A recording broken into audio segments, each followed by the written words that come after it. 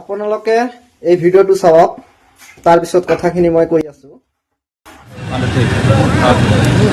আমি আসলে যোৰহাটৰ কেইজনমান বন্ধু বান্ধৱী ভণ্টি ভাইটিছক লগ খাই পেলাই বানপানীৰ কাৰণে আমি সাহায্য তুলি আছিলোঁ। তাৰ মাজতে আমি কিছুমান দোকান পোহাৰো আমি ভিজিট কৰি আছিলোঁ আৰু বৰালিৰে এখন দোকান এই দাদা এই দাদাজন তেখেতৰ ওচৰলৈ আমি কিবা এটা অনুদান বিচাৰি আহিছিলোঁ। তেখেতে ইয়াত থকা যিমান কাপোৰ আছে সকলো কাপোৰে আমাক দি দিছে বানপানী ৰাইজৰ কাৰণে। তেখেতক আমি বিশেষভাৱে ধন্যবাদ জ্ঞাপন কৰিছোঁ।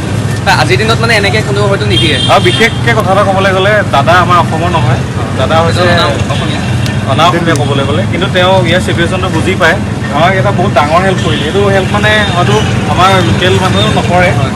দাদাক এইটো কাৰণে আমি আমাৰ ফালৰ পৰা থেংক ইউ দিছোঁ। তেওঁ দোকানত থকা যিমান কাপোৰ আছে চব কাপোৰ দি দিছে। দোকানখন দেখাই এইখন হৈছে বম্বে বিউটি বাজাৰ। দাদা নামটো কৈ দিয়ক এবাৰ। मेरा नाम मोहम्मद अब्बास।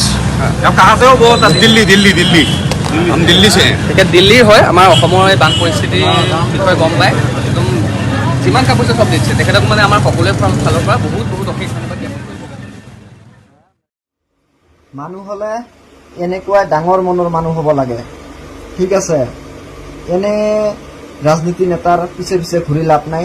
তেখেতে আজি নহওক কালি নহওক যিমান দিন তেখেতে ৰাজনীতি কৰিব, হিন্দু মুছলিম কৰি থাকিব, কিন্তু এই দুৰ্যোগৰ সময়ত তেওঁলোক আগুৱাই নাহে। সেইকাৰণত তেওঁলোকৰ পিছে পিছে দৌৰি লাভ নাই।